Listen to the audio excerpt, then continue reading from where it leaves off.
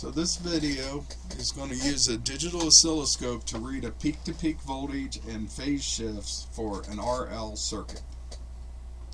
So first thing we'll do is just kind of look over the circuit.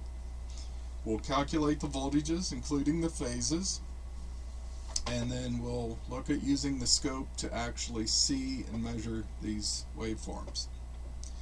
So the waveforms we're going to look at is the supply waveform E, which is going to be channel 1, which will show up in yellow on the scope. The voltage across the inductor, which will be channel 2, which will show up as blue. And then we're going to use the built-in math function of the digital scope to show us the difference, yellow minus blue, E minus VL, which will show us the red, a red trace, which will be the voltage across our resistor. So the circuit we're looking at, our function generator, we're going to use 16 kilohertz for this example. And again, we're going to have the yellow channel, which is channel 1, is going to be showing us the 4 volts peak to peak. And then channel 2 is going to be across the inductor. So we have a resistor, a 1000 ohm or 1 kilo ohm resistor, and a 10 millihenry inductor. So looking at our math equations here, we have the supply voltage E is a phasor, so it's 4 volts peak to peak at an angle of 0 degrees. Again, since this is our supply voltage, it's our reference.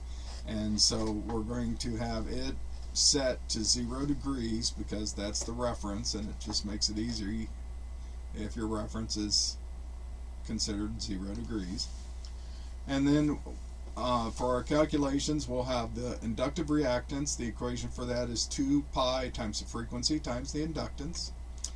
And then, of course, the impedance of the inductance then includes the phase angle of 90 degrees or plus J in the rectangular form. So we can calculate the voltage divider for the inductor and the resistor using the voltage divider rule, where we have the voltage across the series circuit times the impedance for the voltage that you want divided by the total impedance.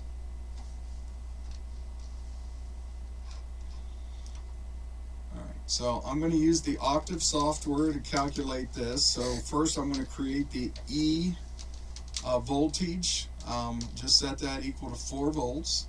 Then I'm going to go ahead and create ZL, the impedance of the inductor. So that's going to be J times 2 times pi times the frequency, which again is 16,000.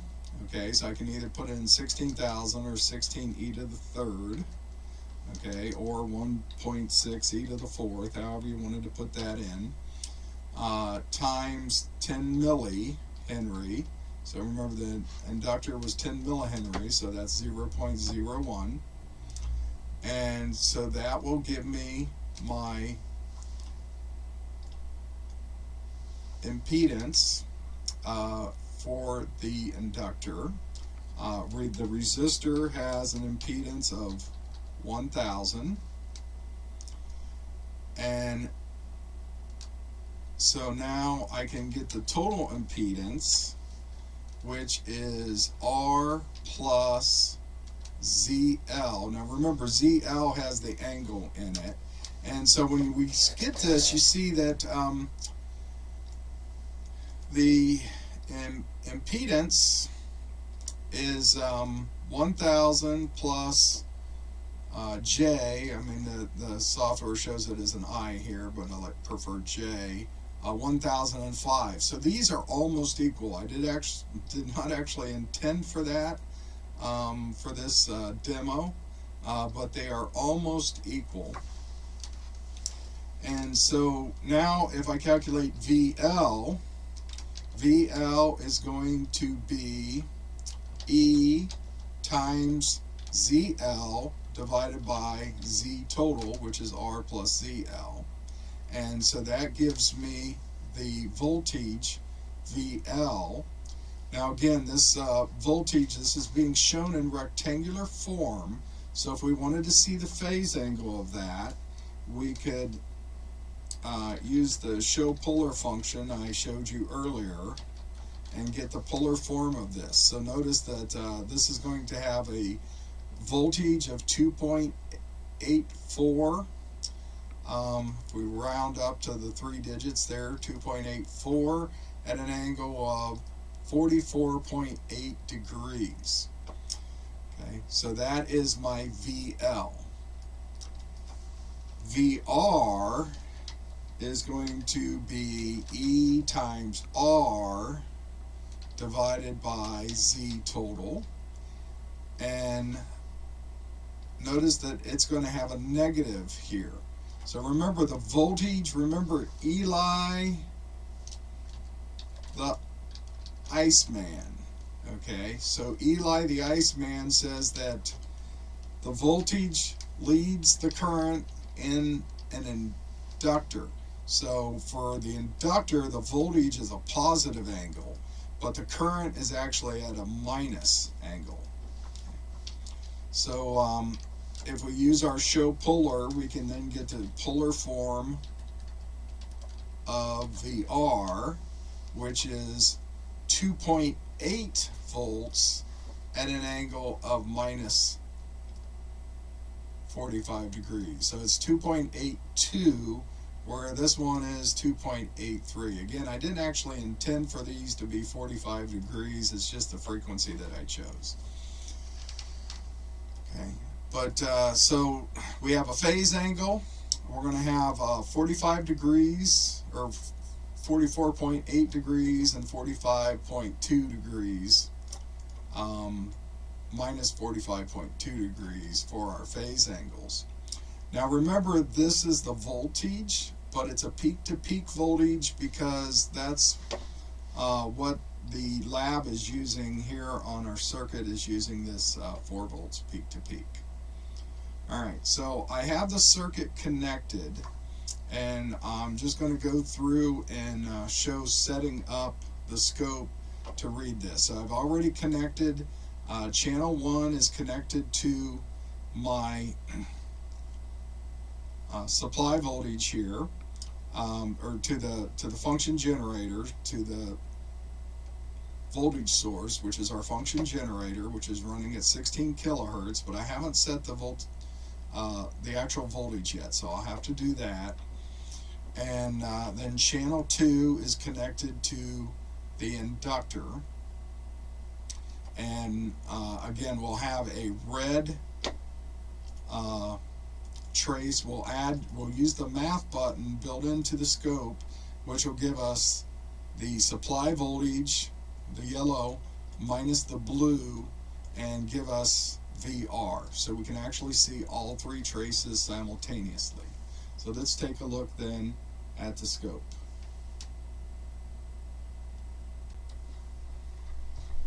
Alright, so here we have our scope, and right now it's just showing our sine wave, and again this is a frequency of 1600. Now we can use the measure button. So if we use this measure button up here, and we can say show us channel 1, so right here it says channel 1, so we're going to press that, and I want to see the frequency, and I want to see the peak-to-peak value. Okay, and so it'll display those on the screen. It may be a little hard to read them, but we can see the frequency is 16.0, kind of toggles between 16.0 and 15.99 kilohertz. And so to get rid of the menu displays, we hit this bottom button down here. And so here's our sine wave. Now the peak-to-peak value for this looks like it's at 10.3 volts. Okay, so what I'm going to do is I'm going to download this because we want 4 volts peak-to-peak. And so I'm going to adjust this a little bit.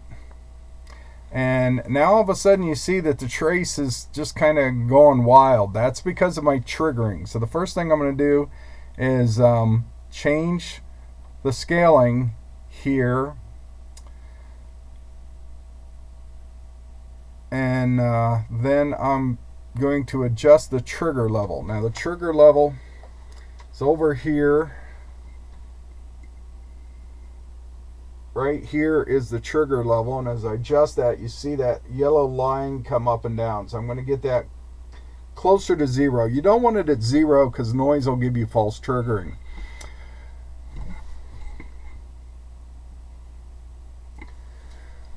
Alright, so now we're looking for 4 volts peak to peak. So I'm a little bit low right now.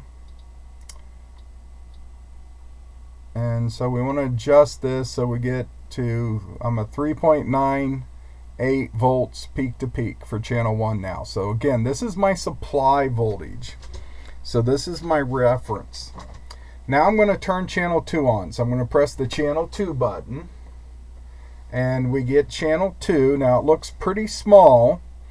First thing we always need to do is make sure that the probe matches. So I'm using a ×1 probe, but you need to make sure that the scope understands that. And so I'm going to adjust this to make it a little bit bigger.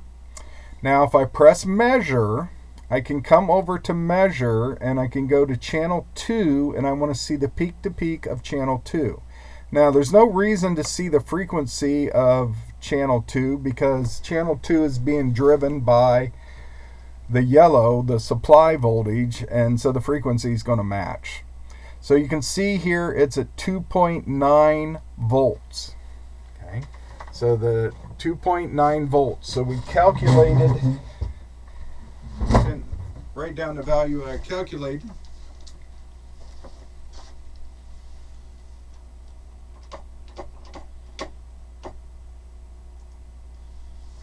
So we calculated 2.8. So it's a little bit off from what we calculated, but it's pretty close. Okay, now I didn't actually measure my resistor or my inductor, so you know they may not be exactly 10 millihenries and 1000 ohms, and so that would certainly account for some of the difference. Okay, but it's fairly close there. Now, and there's also some noise. So when you're using these readings here, sometimes these values are going to be a little bit off because if you look at them, you can kind of see some noise in those traces. And so those values are sometimes off. So I'll do another video to show you how you can use the cursor to read those values.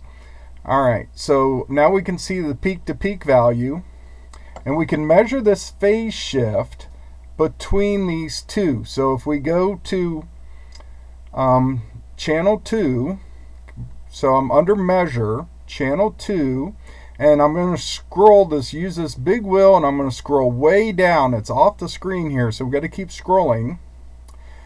And if you scroll far enough, you'll see the phase.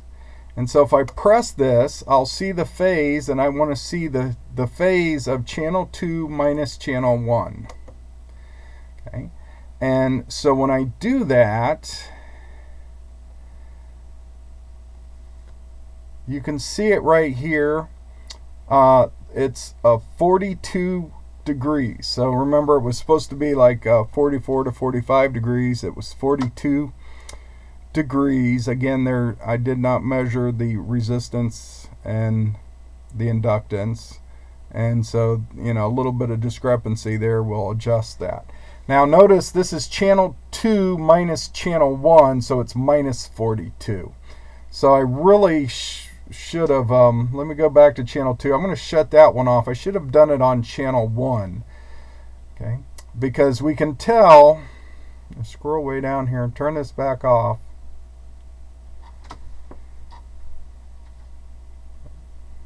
Phase. Okay, and I'm just going to turn that off, and I'm going to go to channel 1 and turn it on.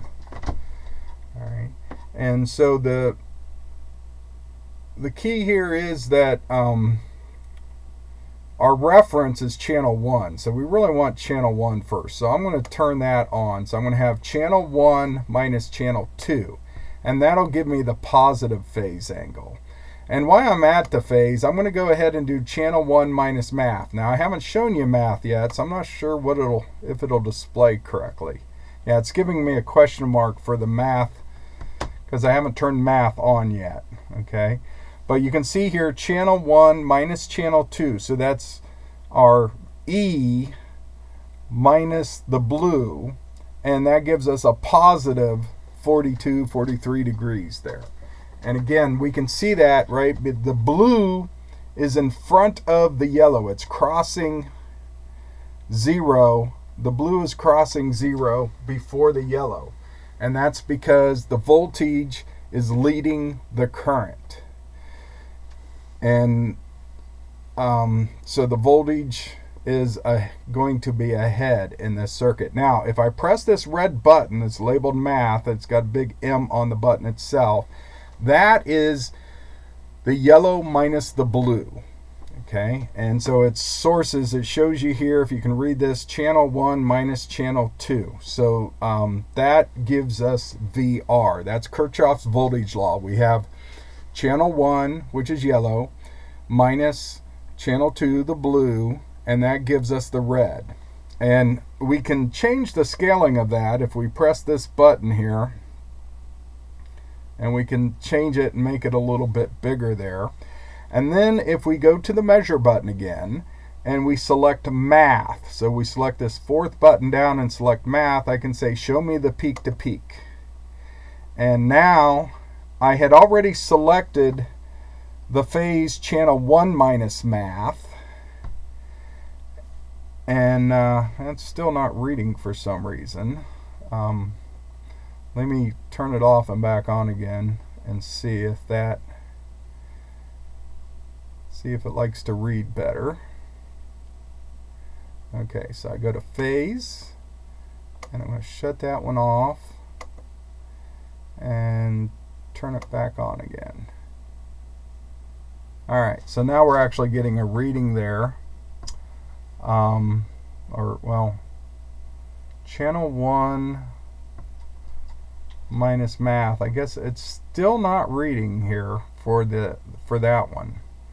Okay, so but you can see the peak voltage, it looks to be about 2.8. That red's really dark. It may not be showing up very good on the scope here, or on the camera here, but it's about 2.8 volts also. Now notice here that the red is behind the yellow, all right, because the current is lagging, and it's lagging the blue by 90 degrees. So if we look at the difference between the red and the blue, it's 90 degrees. So if I go to channel 2,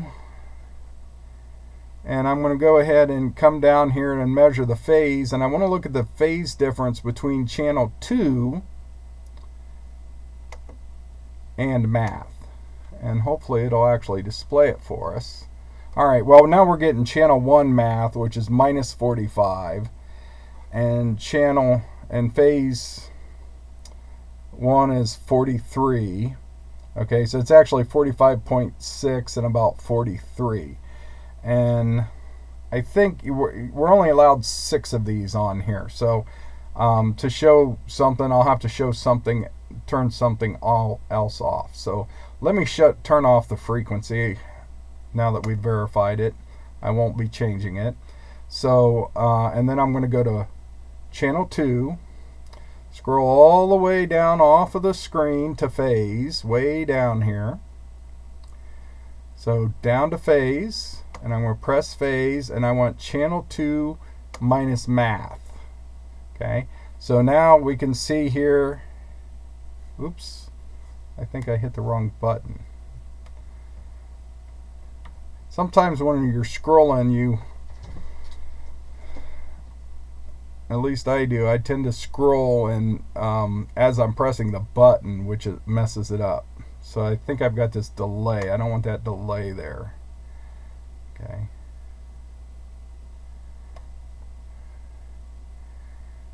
Delay RR. Where is that? There, right there. Yeah, see, it was right under phase.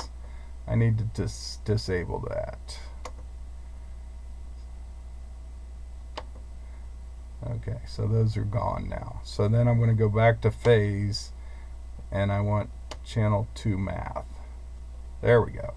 And you can see it's minus 88, almost 89 degrees, right? It's supposed to be 90-degree phase shift. So that's pretty close to 90 degrees. So that's the blue, between the blue minus the red is 90 degrees. So the red is 90 degrees behind the blue waveform, and that's the current, because the current is in phase with the resistor, and it's 90 degrees out of phase with the inductor. All right, but this is how we can use this measure feature on the scope to view the values. Now, when you're doing this, notice you got to have a good waveform. So if my waveform is off the screen here like this, if I've adjusted my time function and I don't really have a full sine wave, then it can't read phases. Okay, so the phases, all the phases are question marks now, because I need at least one complete cycle, okay, to get a good reading.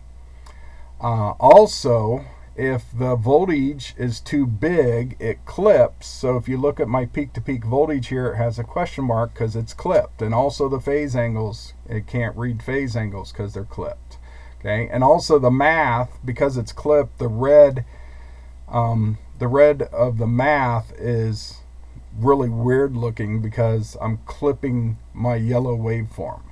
Okay, so you need to make sure you use as much of the screen as possible without going beyond the screen. And so you really want to see about 1 to 1.5, no more than 2 traces most of the time to get good readings. All right, that's it for this video.